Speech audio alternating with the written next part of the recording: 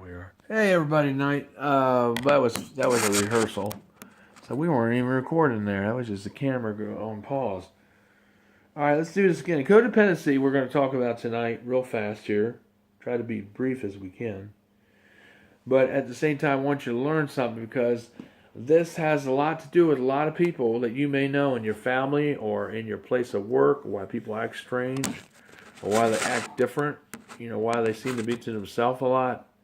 It may be because they're codependent. And we're going to talk about two different kinds.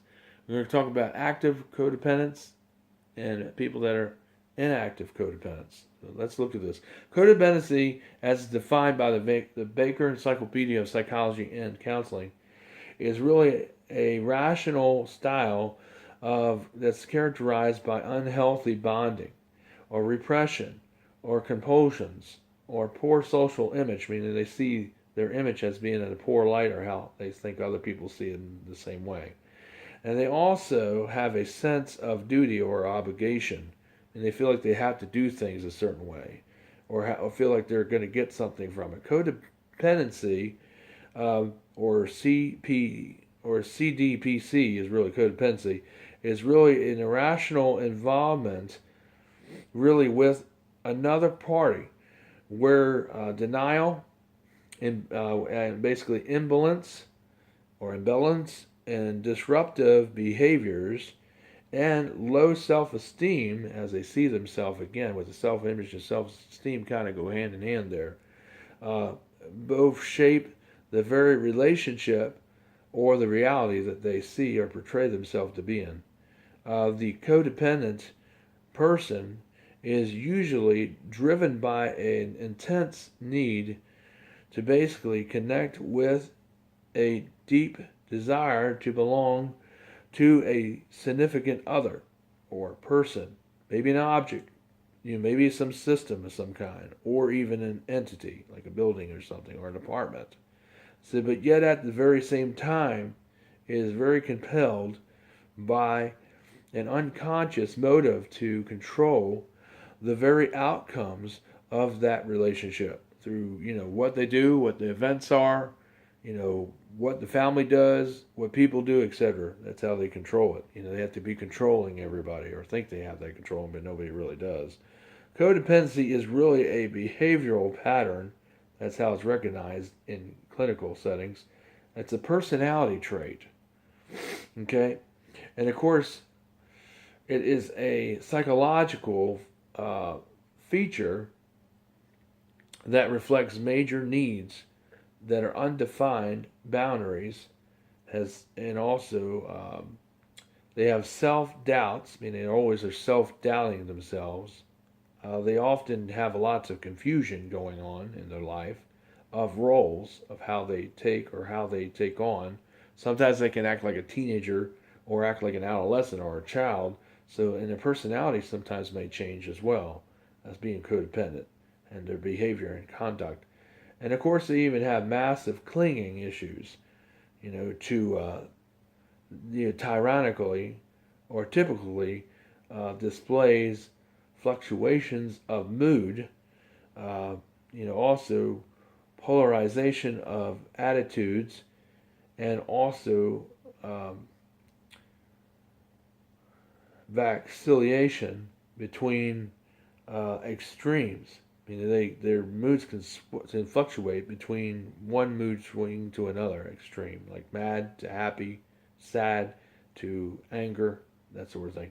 And at times, constant change of positions on ideas and concepts of what they think about things because they're driven by the motives of others. That's why they change their minds, because they're kind of doing it for others instead of thinking on their own. All right, so does that sound like somebody you might know? It may be. So the person usually has a strong need to smooth conflicts and tensions, all right, to try to rescue those who are in trouble, and maybe avoid embarrassment, possibly. That's why they lie and say things don't happen. Why they will lie and say that you're delusional or say things like that, because that's what they do. Because they don't want to, they want to try to cover up, and that's their way of covering up. Or how to cover up their shame for something they did wrong.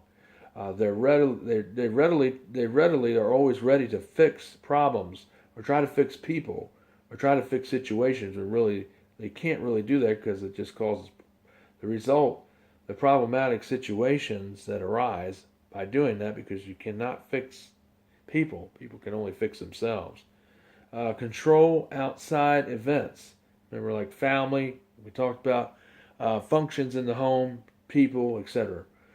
Take full, really, responsibility for people's actions and or behaviors, and also constantly try to keep the peace or harmony at any price. And we are supposed to be men and women of peace, like we'll find out in a minute.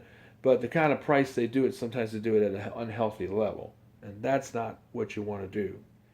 You want to always keep peace at a healthy level, not try to do it at unhealthy level. Codependency is also characterized by a compulsive tendency to make difficult relationships work.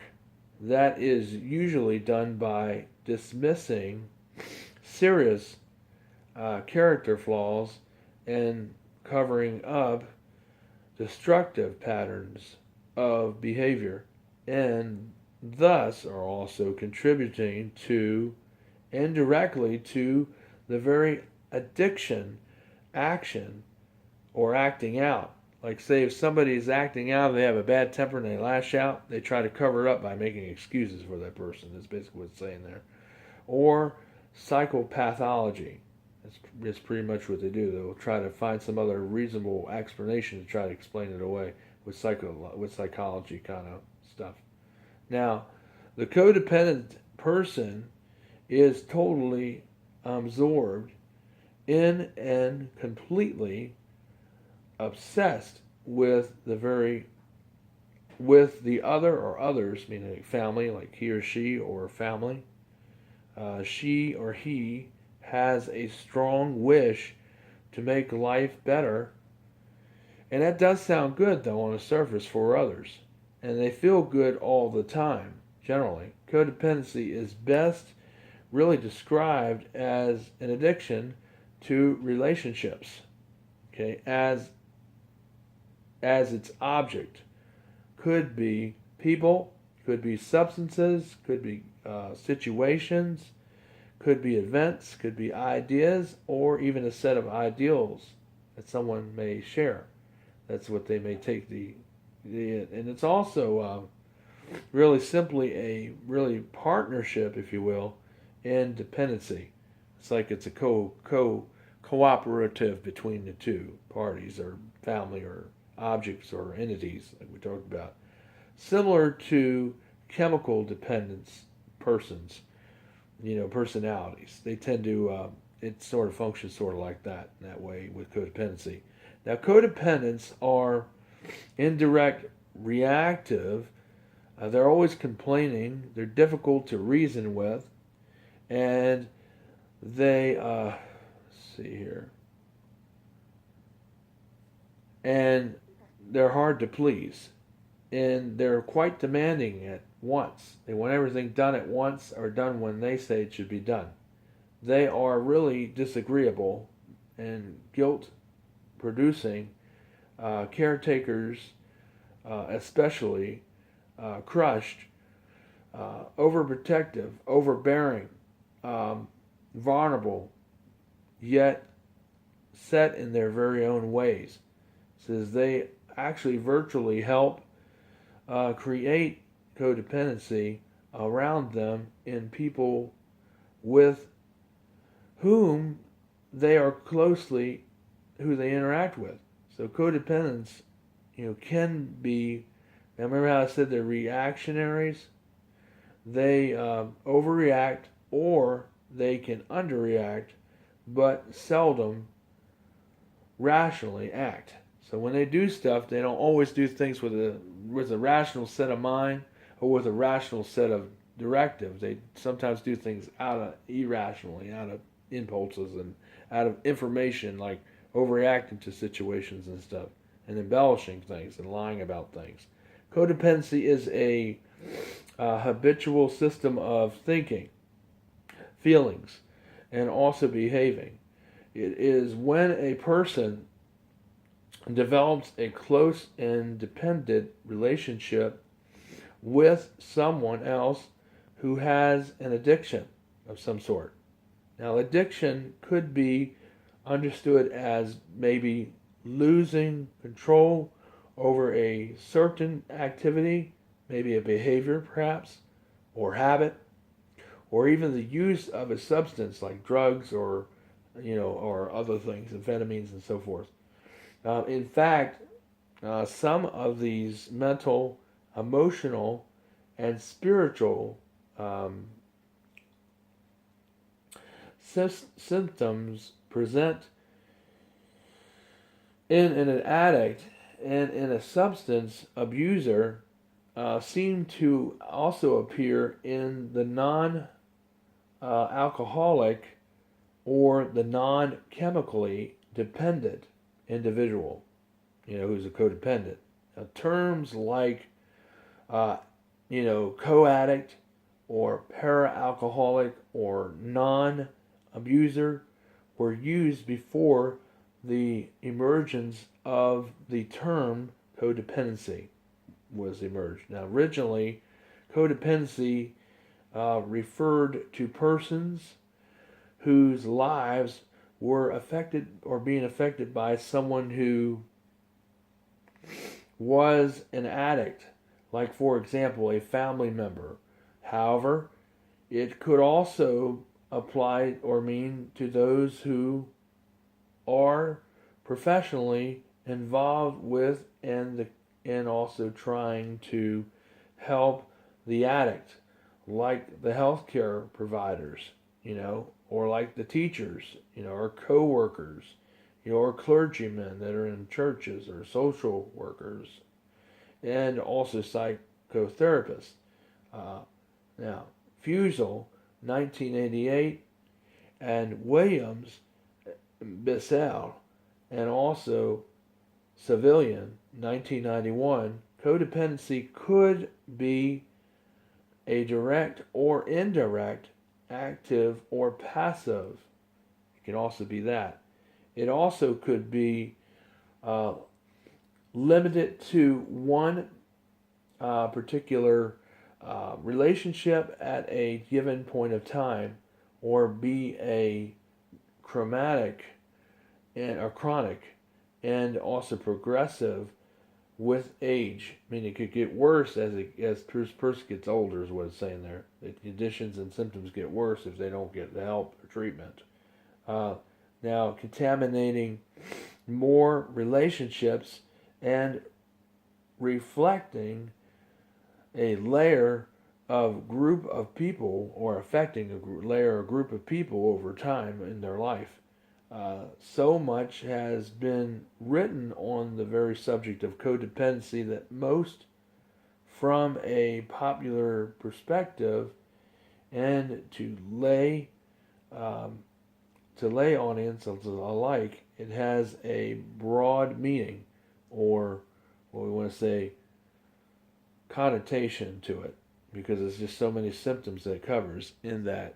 Okay, and of course, and certainly, it is still lacking an accurate and also comprehensive definition. But actually, this is pretty good. Codependency is mostly self or peer diagnosed.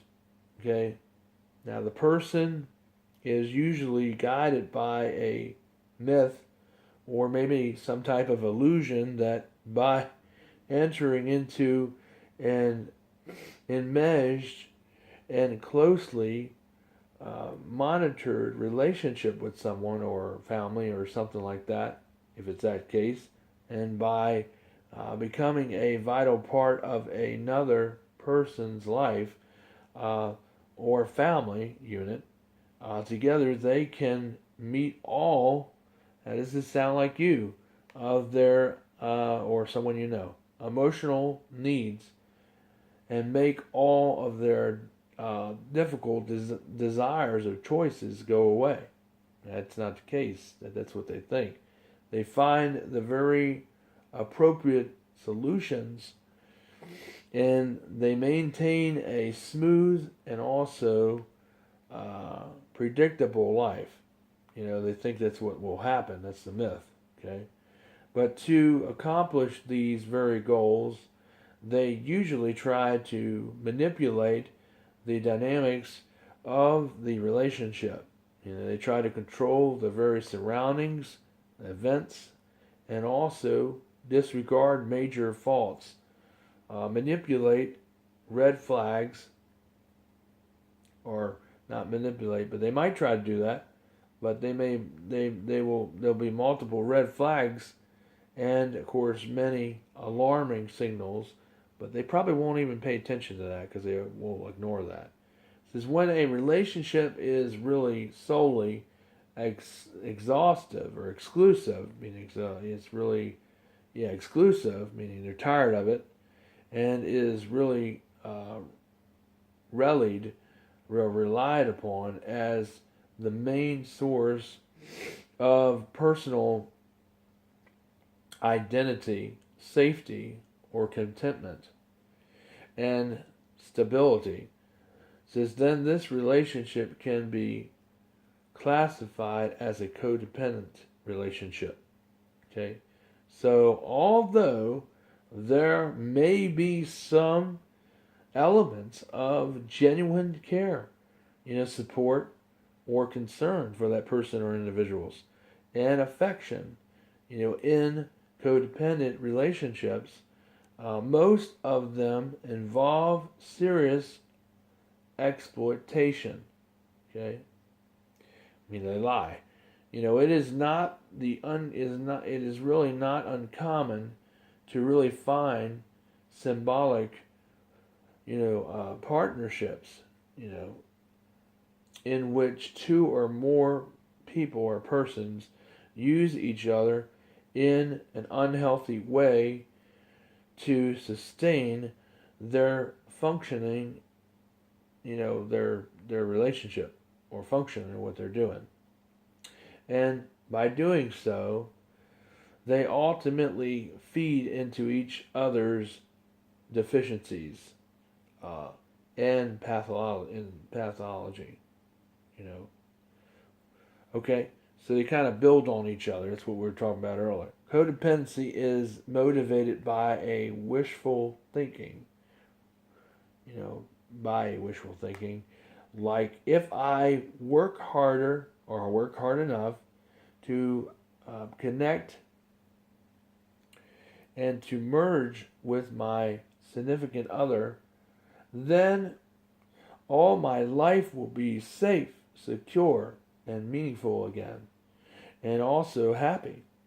Furthermore, maybe they might say, if I control all important details and predict all significant outcomes, then nothing bad will ever happen to me. It says by entertaining such notions or such ominous wishes, the codependents are in fact trying to play as if they were like God.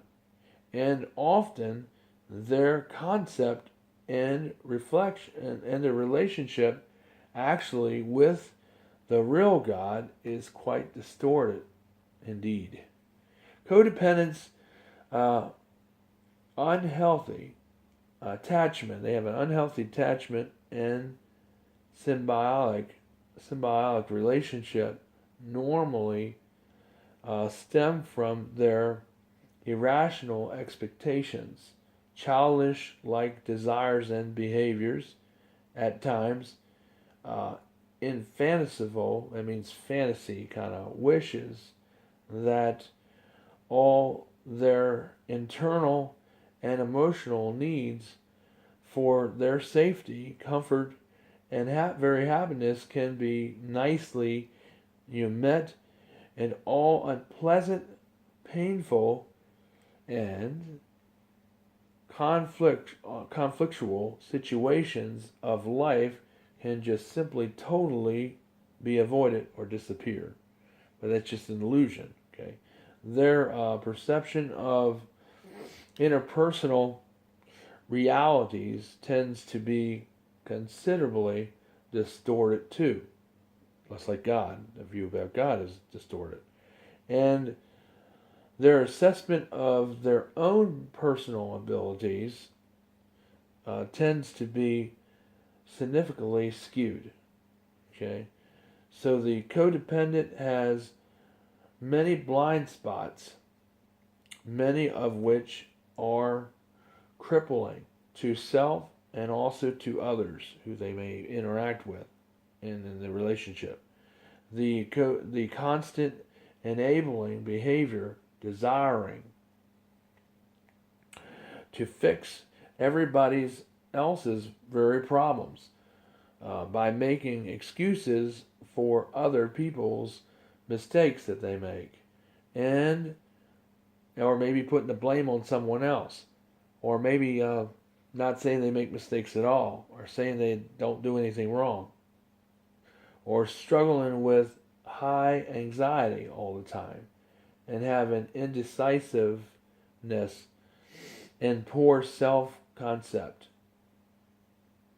All right, only healthy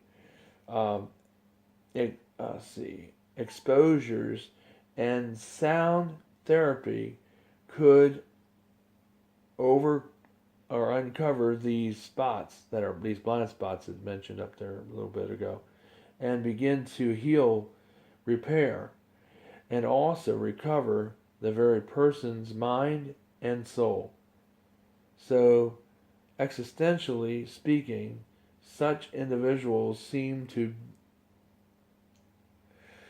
carry a heavy load of perceived worries all the time, and they often feel substantial emptiness, suffering from a major uncertainties. Like they worry about, like what if this, what if that. They're always thinking that something's going to happen when it hasn't happened yet, or that somebody's doing something to them or to their kids or to something else when nothing has happened to their kids. But they have that sense that something is happening when it's not.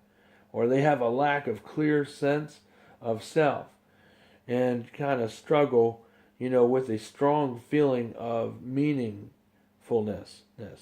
Okay, as one client has declared to me, I seem to be walking around with a big hole in my very stomach. Now, codependent people subject themselves basically to someone else's very opinion, mood, maybe perception of how they see things, or needs, or even approval.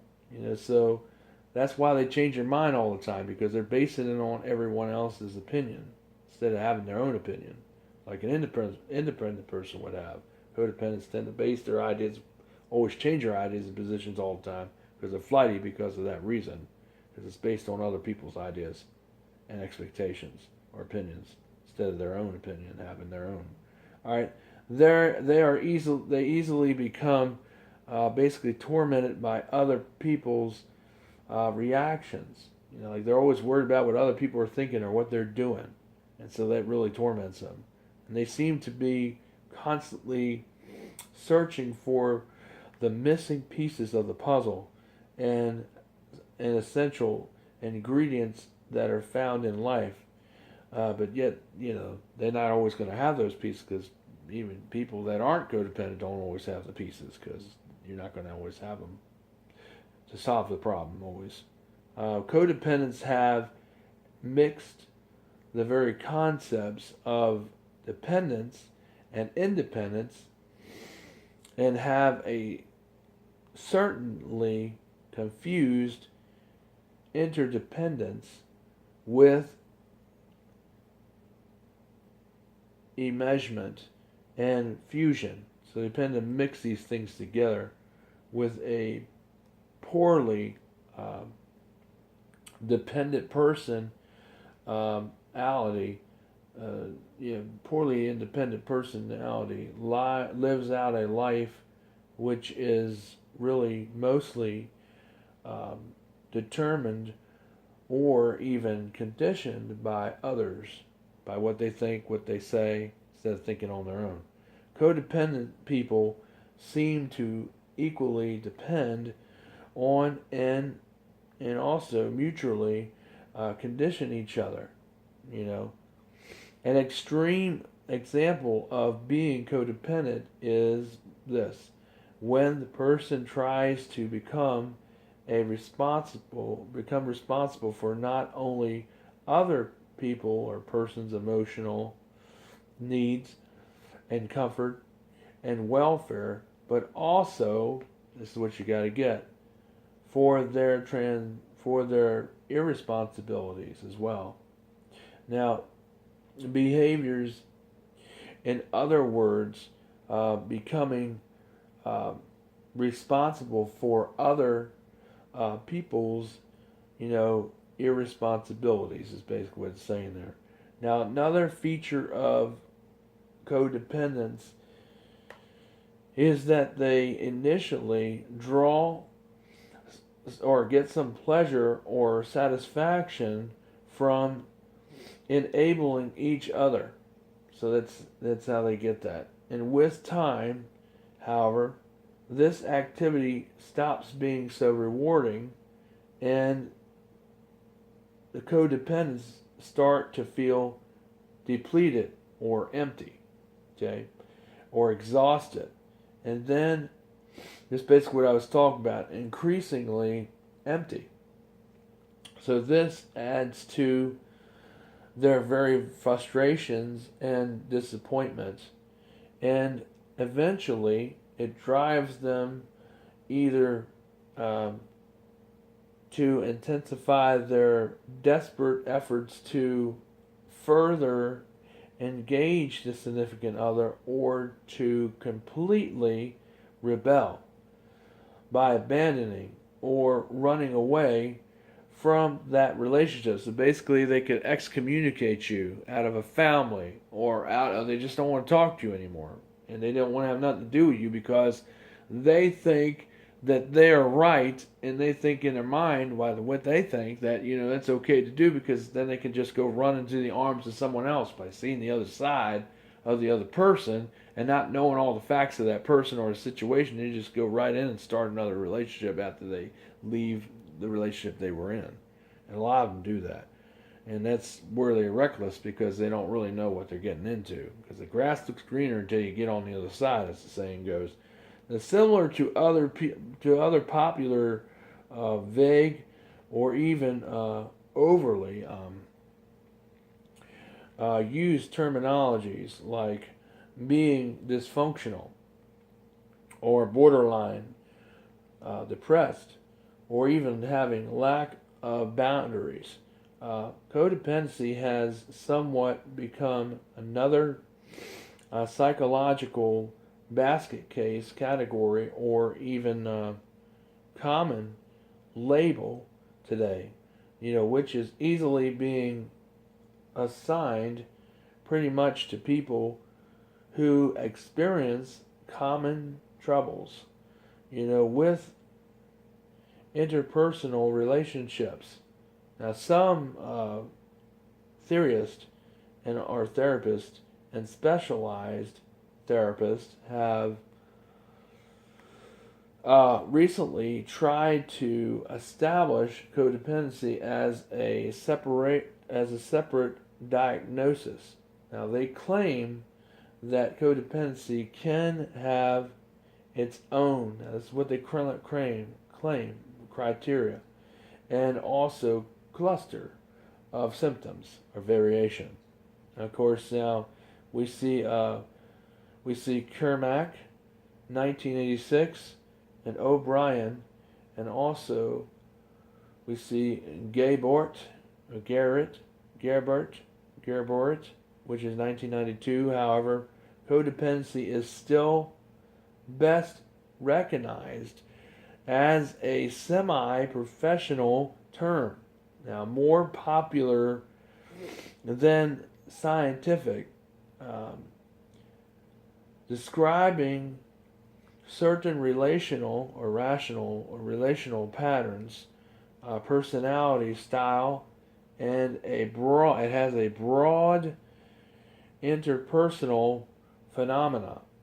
Okay, codependency is not yet an established disorder by itself, like other diagnostic criteria, which are based on, basically empirical research. And it's like at institutions and clinics where they study subjects for hours at a time and days and years at a time in order to populate this data to make it a final prognosis of what it is, an illness or disorder, has not yet been defined. That's what they're saying here. Or extensive clinical observation, basically. That's what I just said.